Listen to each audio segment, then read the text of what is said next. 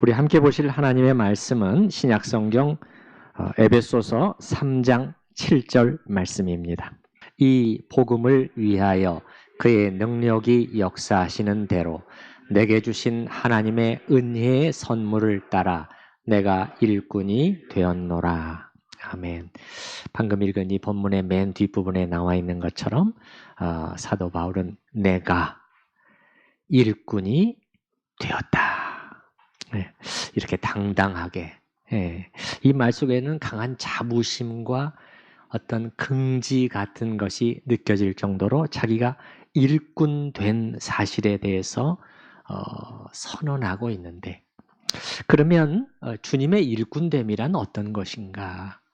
일꾼은 또 어떤 자인가? 여기에 대해서 우리가 함께 살펴나가고 있습니다. 먼저 지난 주일에 세 가지를 말씀을 드렸죠. 먼저 잠깐 그 세 가지를 상기시켜 드린 후에 나머지 일꾼됨에 대해서 말씀을 계속 이어가도록 하겠습니다. 첫 번째는 누가 일꾼으로 부르심을 받은 자인가를 우리가 생각을 해봤습니다. 사도 바울 같은 경우에는 개인적이고 아주 특별한 부르심을 받은 사람이었죠. 그러나 사도가 자신을 복음의 일꾼이라고 하면서 동시에 그 복음의 일꾼이라는 것은 자꾸 자기 자신을 교회를 위한 교회의 일꾼이라고 또 일컫는 것을 봤습니다. 그래서 그렇다면 우리 모두가 교회의 일꾼으로 부르심을 받았다고 해도 성경을 통해서 충분히 입증이 되지 않습니까? 우리는 바울처럼 특별한 부르심을 받은 것은 아니고 지금도 무슨 목회자나 선교사나 그런 길을 걷는 것은 아니지만 모두가 주님의 교회를 세우도록 교회의 일꾼으로 부르심을 받은 것이라 할 수 있고, 여기엔 한 명도 예외가 없다는 것입니다. 특히 교회에서 직분을 받아서 섬기는 신자들은 더욱 그렇다고 말씀을 드렸습니다. 이 직분이라는 단어와 이 일꾼이라는 이 단어가, 이 디아코노스라는 단어가 같은 어원을 가진 그러한 단어라고 말씀을 드렸죠. 그리고 제가 이 부분은 지난번에 여기까지는 말씀을 안 드렸는데 여러분이 조금 혼동스러우실까 봐서, 또 한 가지, 이 성경 원어에서 일꾼과 집사잖아요. 우리가 집사라고 부르잖아요. 이 집사가 같은 단어입니다. 같은 단어예요.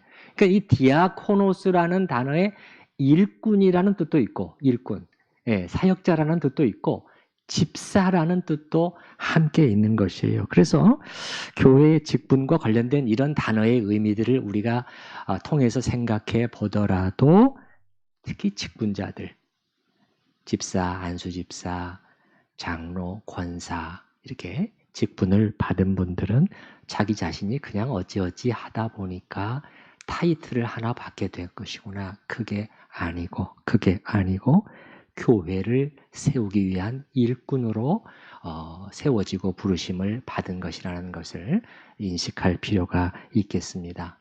표현 정리를 좀 해보겠습니다.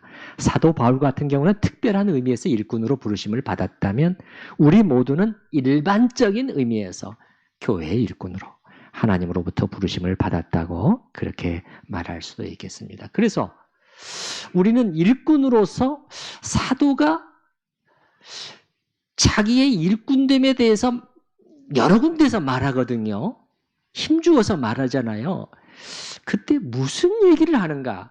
일꾼됨을 말할 때 사도는 무슨 얘기들을 하고 있는가라는 것을 우리가 잘 귀를 기울여서 들어봄으로써 거기서 일꾼이라는 것에 대해서 배우고 우리 자신에게 적용해 볼 수 있는 점들이 있는데 이 점들을 우리가 하나하나 살펴가고 있는 것입니다. 그래서 지난주에 두 번째로 일꾼이 걷게 되어 있는 길에 대해서 생각해 봤습니다. 성경을 찾아보니까 저도 사실은 좀 더 새로웠는데요. 생각보다 더 이 두 가지가 일꾼의 길과 고난의 길은 거의 등식이 성립되어 있는 것이 아닌가 생각될 정도로 이 둘은 일꾼과 그 고난은 서로 뗄 수 없는 관계라는 것을 알 수가 있었습니다. 그러므로 여기서 배울 수 있는 것은 뭡니까? 여러분이 어떤 형태로든지 간에 일꾼으로서의 길을 걸으면서 자신에게 어떤 쉽지 않은 일들이 일어나게 될 때 이건 이상한 일, 일어나지 말아야 할 일이다. 그렇게 생각하면 안 된다는 것입니다. 하나님의 말씀을 따라서 생각을 해야 되겠죠. 한 가지 오해하시지 말 것은 또 교회의 교인들이 하나님이 세우신 일꾼들을 그렇게 대우해도 막 그냥 방해하고 힘들게 하고 그렇게 해도 된다는 뜻은 아닙니다. 성경에서는 너희는 그들에게 잘해야 된다 그렇게 말하고 있죠.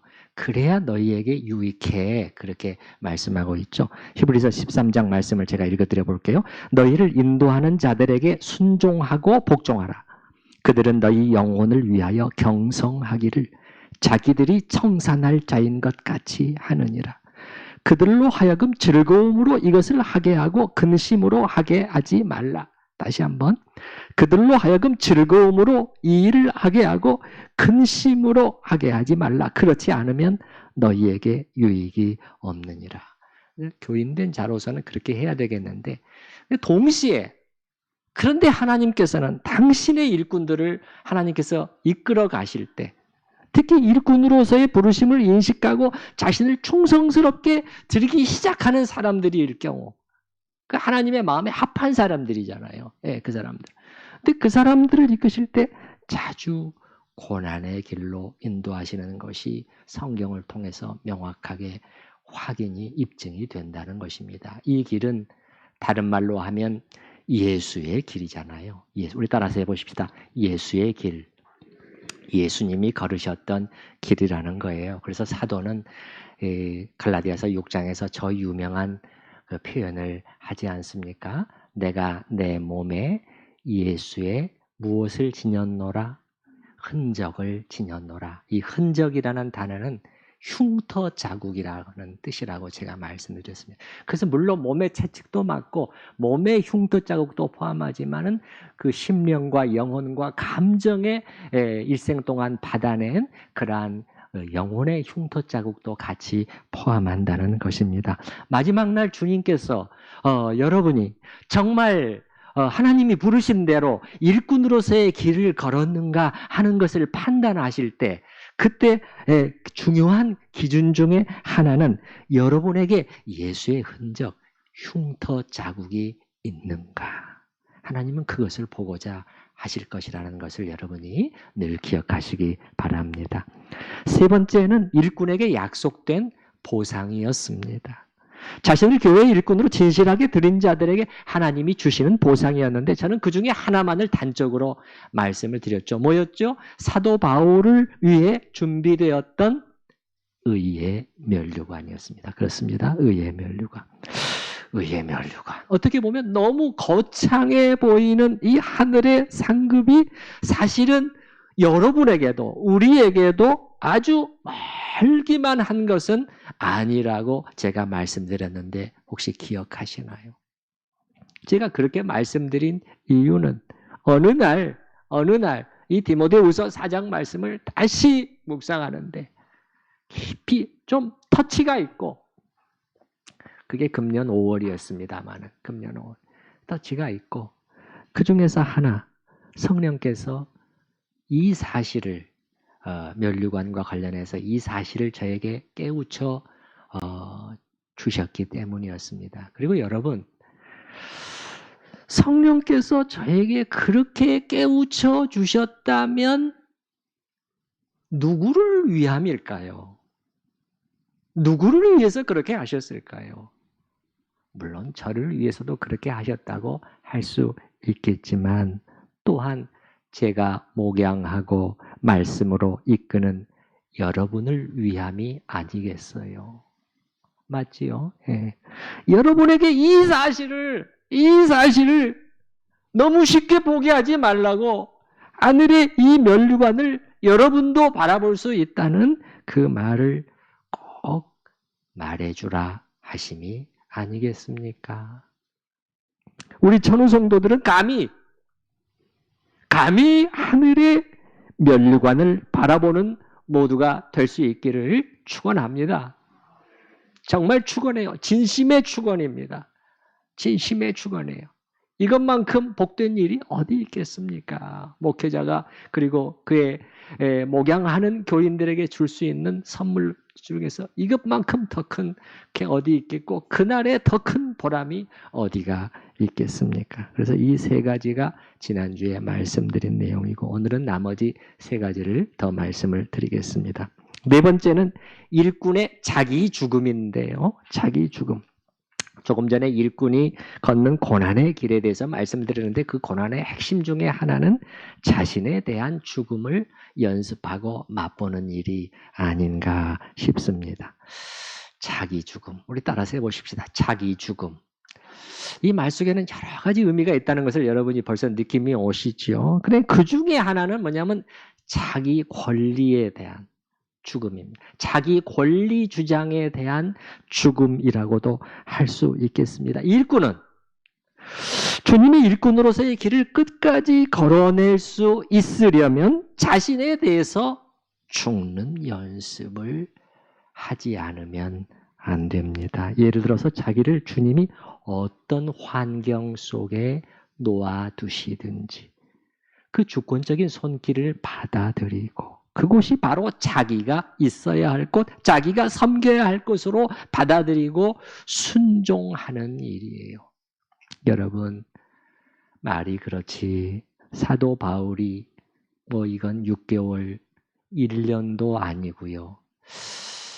가만히 계산해 보면은 만약에 사도행전에 나오는 그 예루살렘에서 체포되고 구금된 그 일이 지금까지 에베소서를 쓰고 있는 지금까지 계속되었다면 정확히는 알 수는 없어요.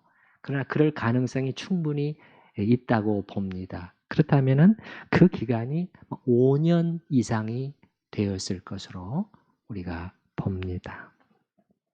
그런데 다른 건 차치하고서라도 자기는 분명한 부르심이 있잖아요. 이방인의 사도로서 하나님께서 나를 일꾼으로 부르셔서 이방인들에게 복음을 전하게 하시고 그들을 이렇게 살리게 하시고 그들에게 하늘의 풍성한 복에 참여할 수 있는 기회를 주시고 이렇게 할 수 있도록 하나님께서 나를 부르신 것이다. 그렇게 지금 사도가 에베소서 3장에서 계속 말하고 있잖아요. 오늘 읽은 여러분 7절, 8절 한번 다시 한번 보십시다.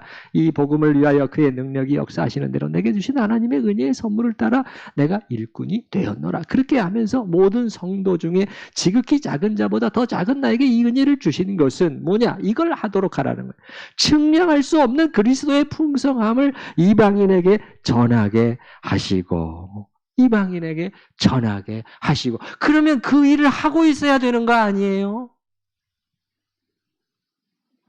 그런데 꼼짝 못하고 갇힌 채 그 가장 중요한 일, 자기의 정체, 사도로서 자기의 정체성과도 관련된 일을 지금 거의 못하고 있는 것이에요. 이건 자기가 보기에도 그렇지만은 다른 신자들이 보기에도 하나님이 인도하고 계시는 분 맞아? 아니, 한두 해도 아니고, 이렇게 될 수 있지 않겠어요? 그러나 사도의 마음 자세는 그리스도의 좋은 군사로 나와 함께 고난을 받자. 이거예요. 여러분 아시는 말씀이잖아요.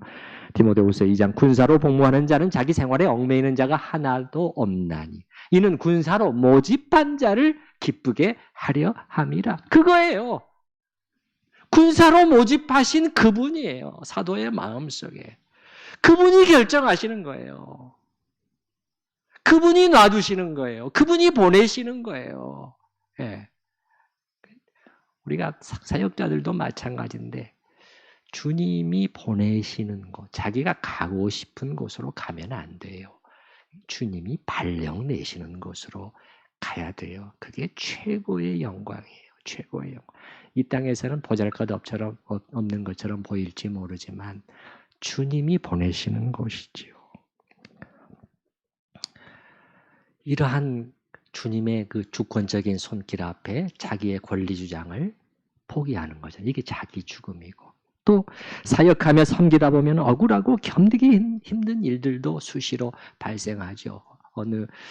오랫동안 목회를 하고 이제 은퇴를 앞둔 한 목사님이 신학교 채플에서 이제 앞으로 미래의 목회를 하게 될 학생들에게 하는 말을 들었는데, 자기가 그동안에 목회를 하면서 쉽지 않은 일들이 많았지만 그 중에 가장 힘들었던 일은 교회 안에서 사역을 하다가 그 마음의 고통과 억울함을, 그러니까 이제 수없이 많은 소리들이 들려오는데 전혀 그게 아닌데, 아니 그런 적이 없는데,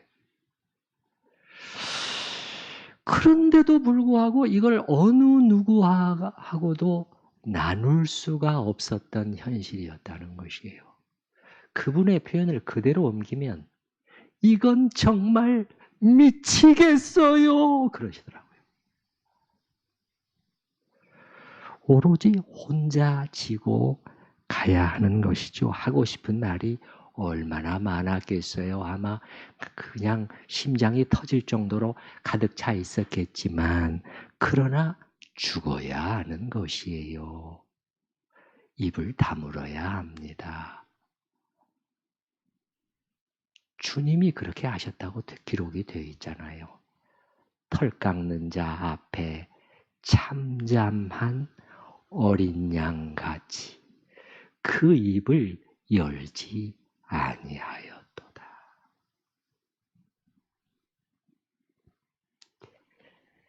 하나님께서 피조물들로부터 수욕을 당하고 있는데, 억울한 일을 겪고 있는데 그 입을 열지 않으셨다는 것이에요.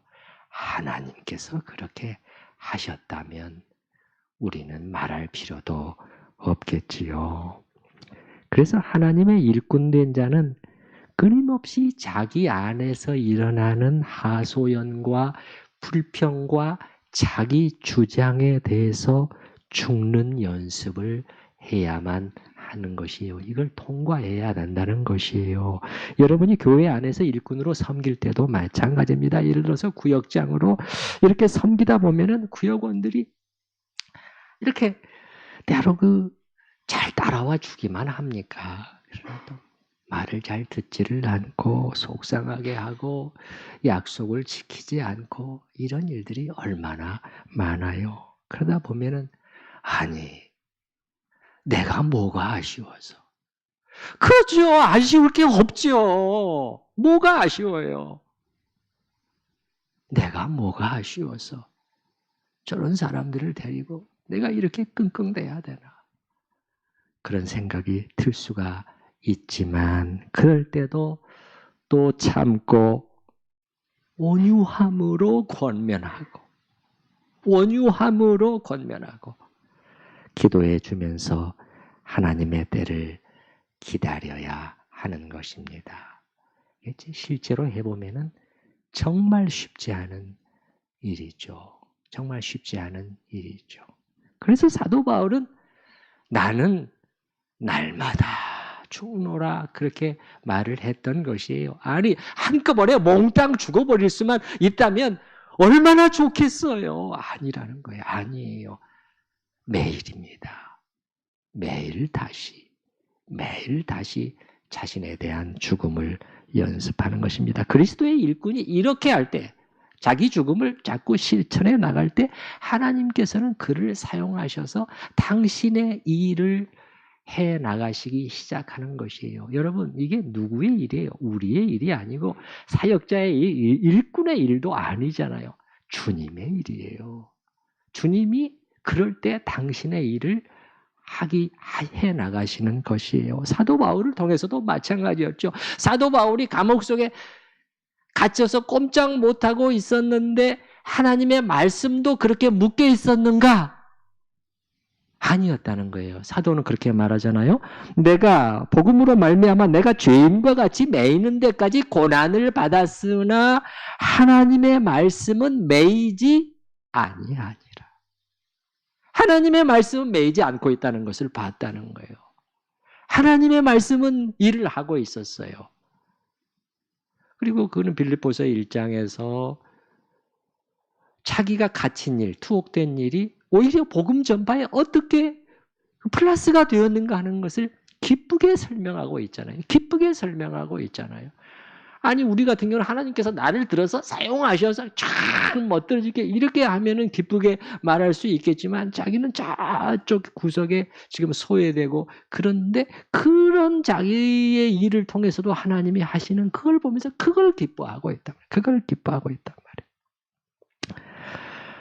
이렇게 일꾼이 자기에 대해서 죽을 때 하나님은 그를 통해 당신의 일을 해 나가시는 것입니다. 죽지 아니하고 살아서 펄펄 날뛰게 되면은 될 것 같지만 되지 않아요.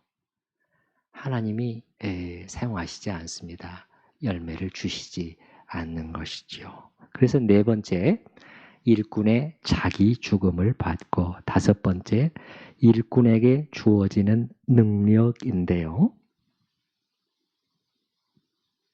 순종하는 일꾼들. 즉 하나님께서 이렇게 교회를 세우기 위한 일꾼으로 자신을 불러주심을 알고 순종함으로 나가는 사람들에게는 하나님께서 뭘 주시냐면은 필요한 능력을 채워주신다는 거예요. 하나님께서 채워주시는 일이 있다는 것이요. 제 말이 아니고요.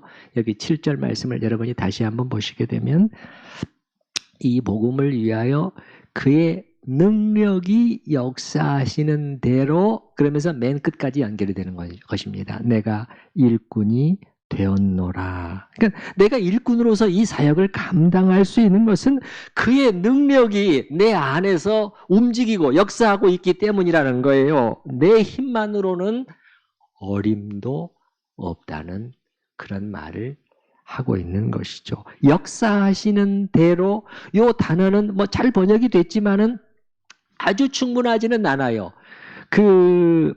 이보다 더 강한 뉘앙스를 지니고 있는 단어를 사도는 사용하고 있는데 그래서 킹 제임스 번역 성경에서는 영어에서는 뭐라고 번역을 했느냐면은 그의 능력이 효력 있게 역사하시는 대로 이렇게 번역을 해놨거든요.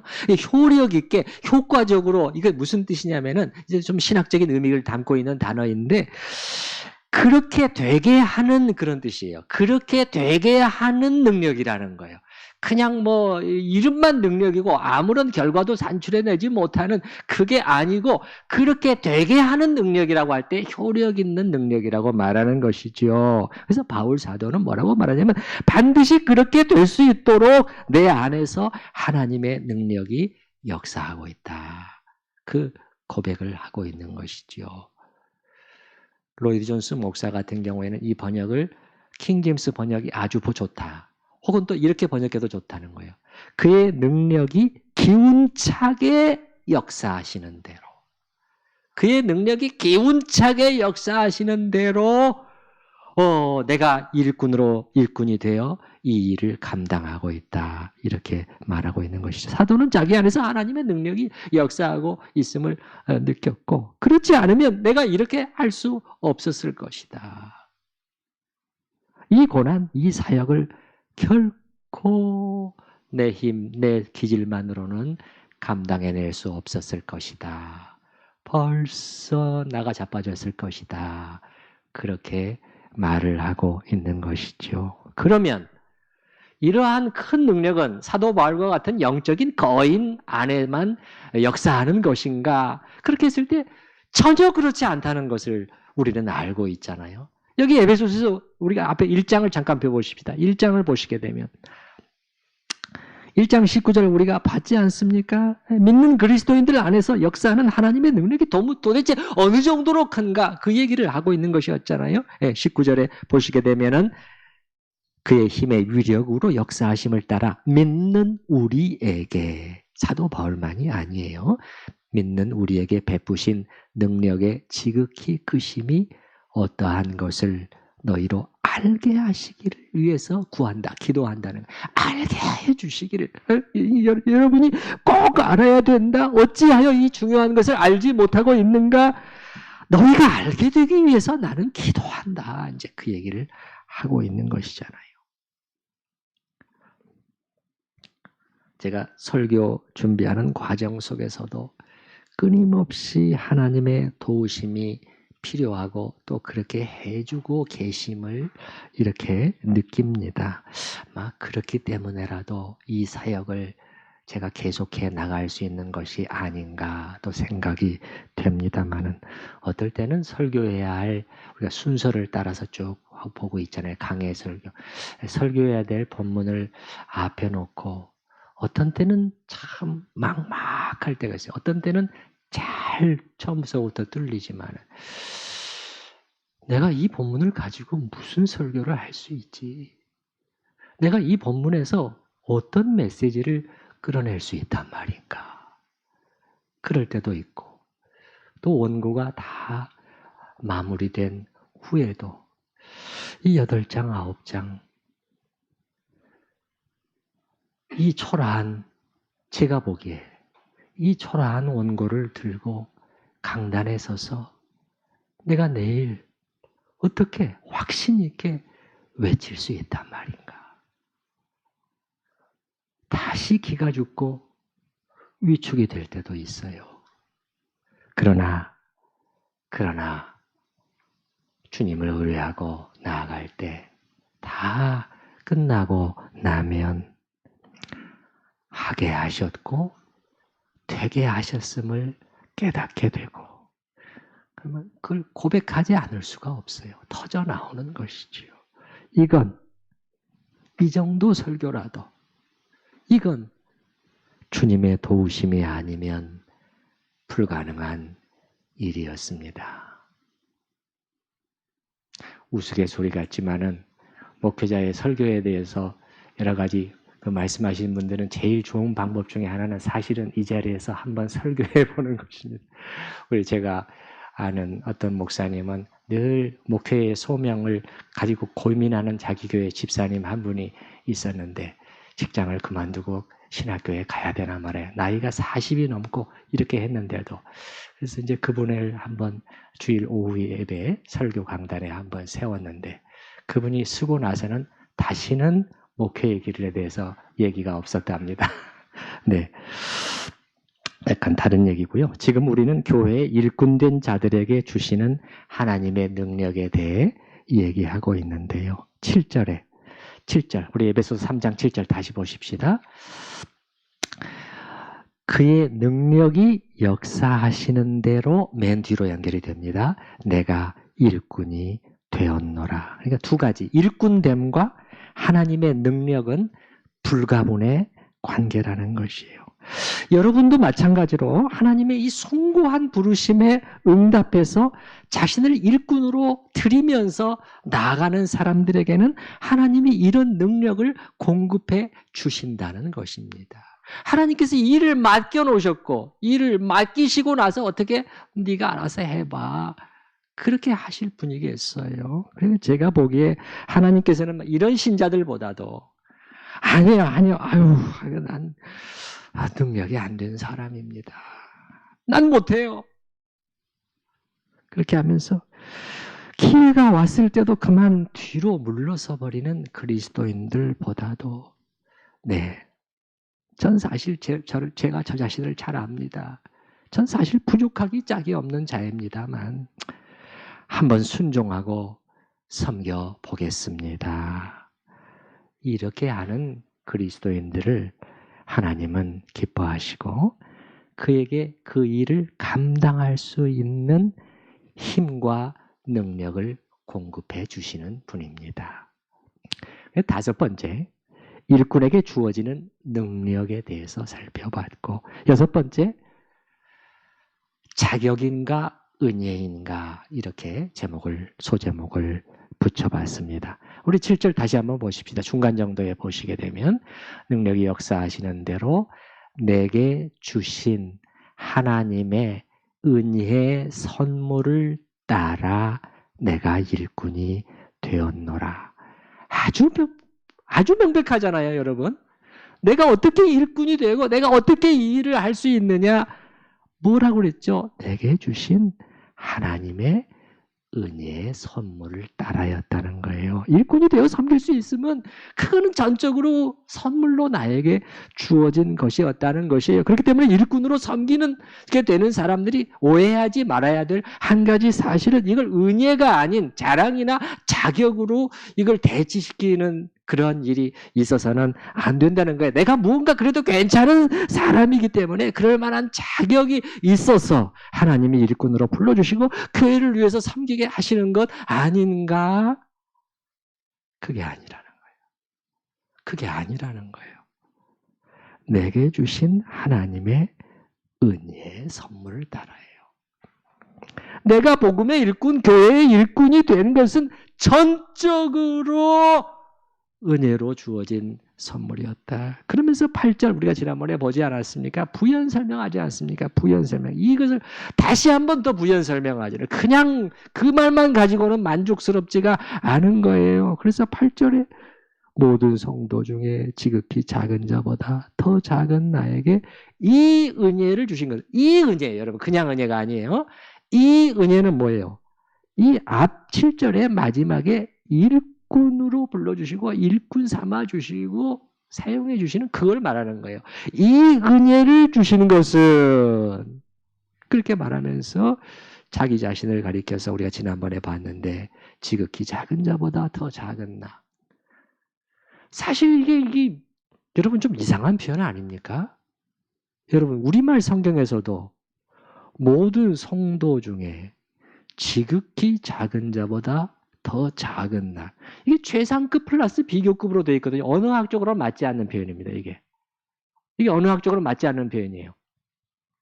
그러니까 최상급이면 끝나는 거거든요. 그러니까 이렇게 되어 있어요. 모든 성도 중에 지극히라고 되어 있는데 사실 최상급입니다. 가장이에요. 가장. 모든 성도 중에 가장 작은 자. 이렇게 하면 끝나는 거잖아요. 근데 거기다 플러스 비교급. 그보다 더 작은 나다. 그 얘기를 하고 있잖아요. 무슨 말을 하고 있는 것입니까? 내게는 전혀 자격이 없어. 자랑할 것이 하나도 없다는 것을 진심으로 고백을 하고 있는 것입니다. 그래서 모든 것이 은혜, 그런 우리가 그 CCM 찬양도 있습니다만은 여러분 하나님은요 뭔가 부족하고 아쉬우셔서 우리에게 도움을 청하시거나 손을 내미시는 분이 아닙니다. 오래전에 우리가 하나님의 속성 중에서 매우 중요한 절대 놓쳐서는 안 될 아주 중요한 하나의 속성을 우리가 듣지 않았습니까? 그게 뭐였습니까? 하나님의 자기 충족성이었죠. 줄여서 말하면 자족성.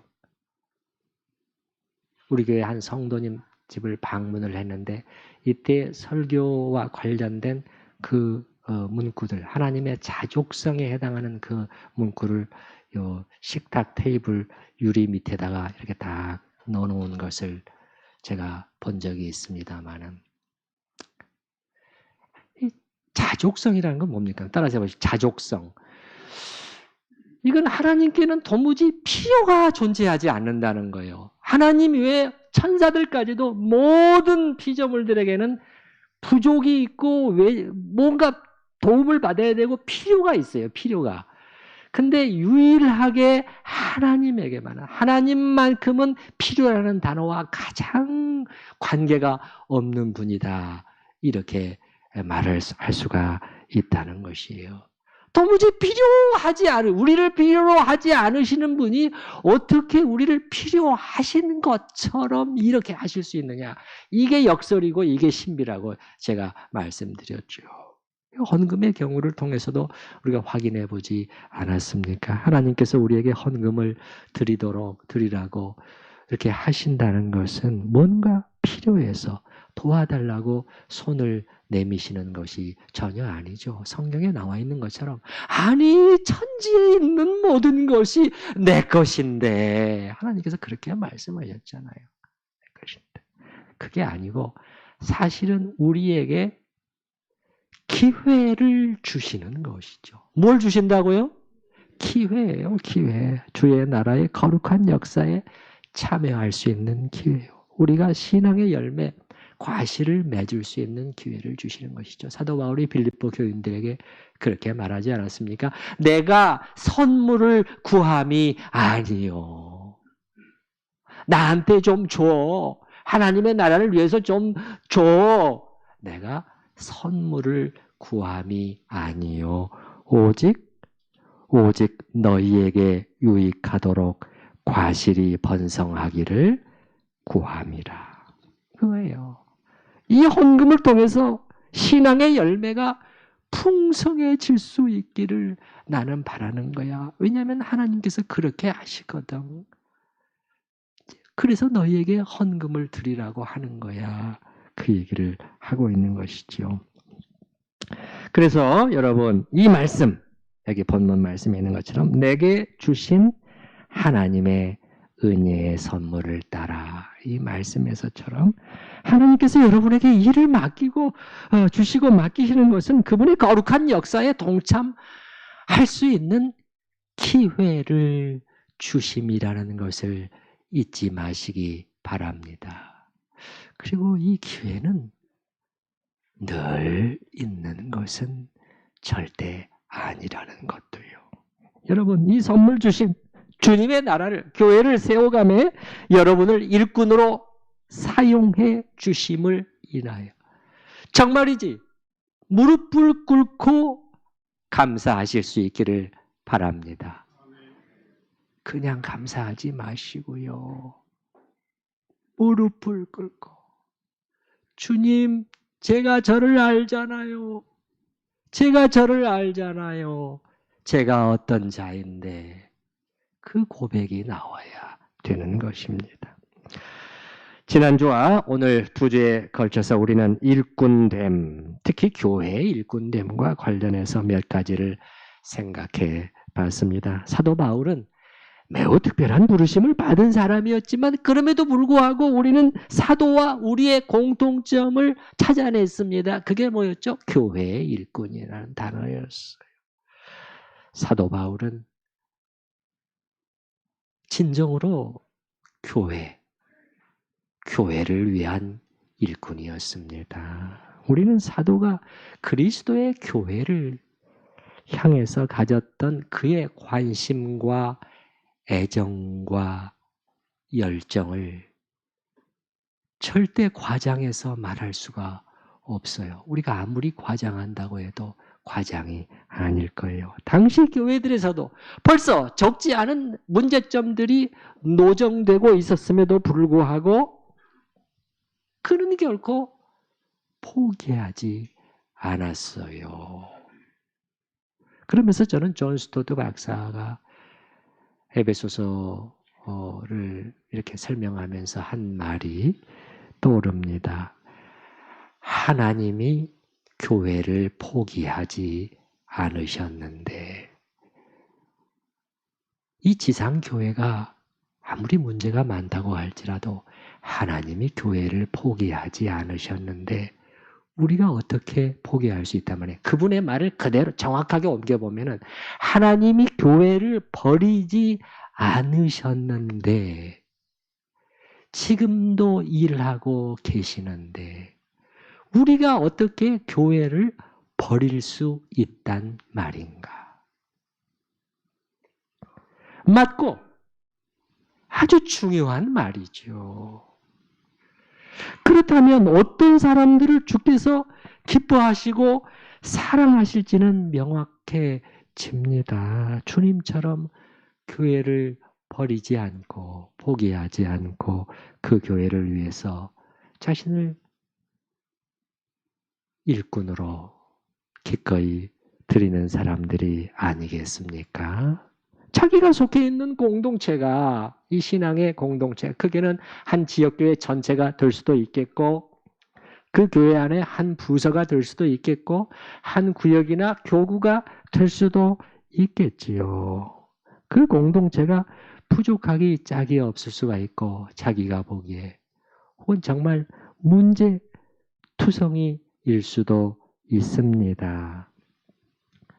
그럼에도 불구하고 포기하지 않고 놔버리지 않고 그 속에서 최선을 다해 자기가 할 수 있는 그 역할들을 감당해 나가면서 잘 순종하고 협조하고 공동체를 향해서 불평을 늘어놓고 늘 삐딱한 자세로 그냥 뭐 하자는 대로 하지도 않고 그렇게 하는 것이 아니라 잘 순종하고 협조하고 따라주는 가운데서 지금 그 자리에서 지금 주님 불러주신 그 자리에서 자기가 할 수 있는 최선을 다하면서 교회를 위한 기도의 끈을 놓지 않는 사람들, 이런 사람들을 주님께서 기뻐하시고 그 인생을 복되게 하시지 않겠어요. 그리고 그런 그리스도인들 가운데서 필요하다면 하나님이 또 불러내실 수도 있겠죠. 필요하다면 주님의 뜻을 따라서 특별하고 개인적인 사역을 향해 불러주시는 일도 있을 수 있겠지요.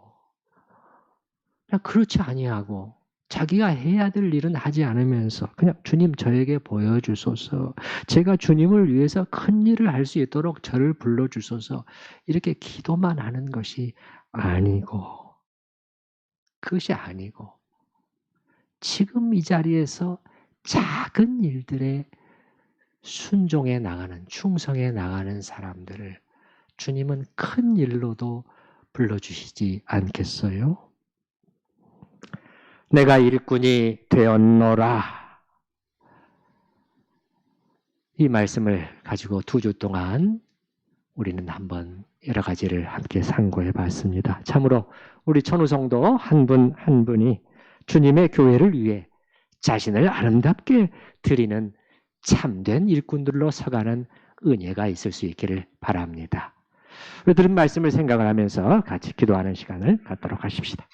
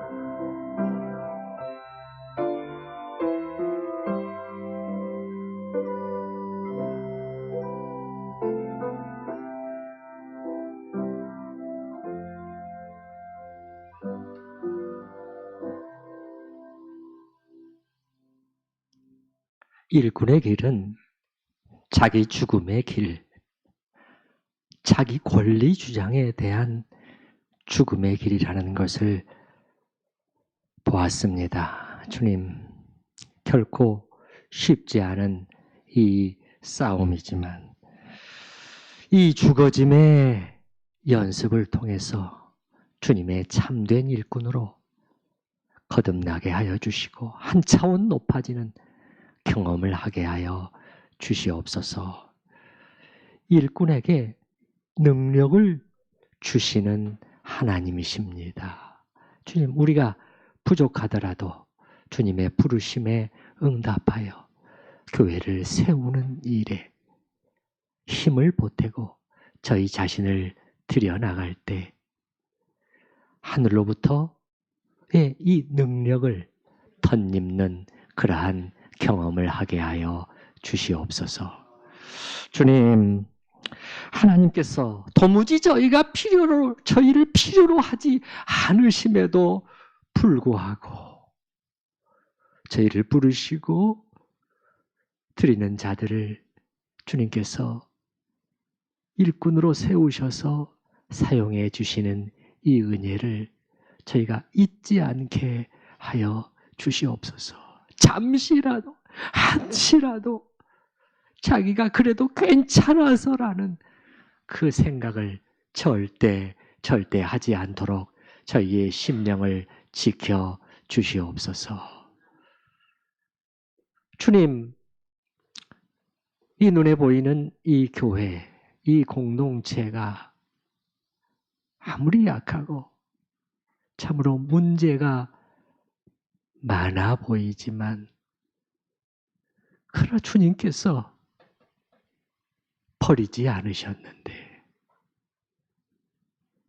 꼭 붙들고 계시는데 저희가 어떻게 건방지게 포기할 수가 있겠습니까? 주님, 저희 마음을 다시 한번 일깨워 주시고 충성스러운 일꾼이 되어 지금 이 자리에서 충성스러운 일꾼이 되어 우리를 데려가는 가운데 참으로 하나님께서 우리를 얼마나 기뻐하시고 우리의 인생을 복스럽게 이끌어 가시는지를 경험케 하여 주시옵소서. 예수님의 이름으로 기도드립니다. 아멘. 우리 조금 전에 부른 찬송가 335장을 다시 한번 불렀으면 좋겠습니다. 찬송가 335장 1절부터 3절까지 함께 찬양하시겠습니다.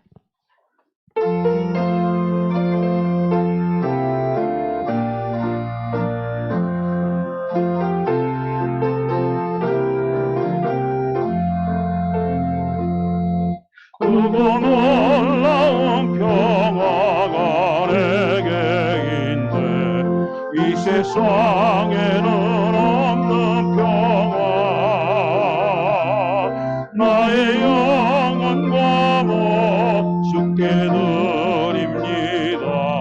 오 놀라운 나의 구주, 오 놀라운 주, 저 천군과 천사들 경배하네. 나 엎드려서 주 경배하리. 오 놀라운 구주 예수, 나의 일생을 인도해 주옵소서. 나의 생각도 주관하사 주의 뜻대로 날 다스리옵소서. 오 놀라운 나의 구주, 오 놀라운 주, 오 놀라운 주, 저 천군과 천사들 경배하네. 나 엎드려서 주 경배하리. 오 놀라운 구주 예수, 나의 모든 것 주님께 드리오니 주여 기쁘게 받으시오. 주의 나라 위에 성별하옵소서. 오 놀라운 나의 구주,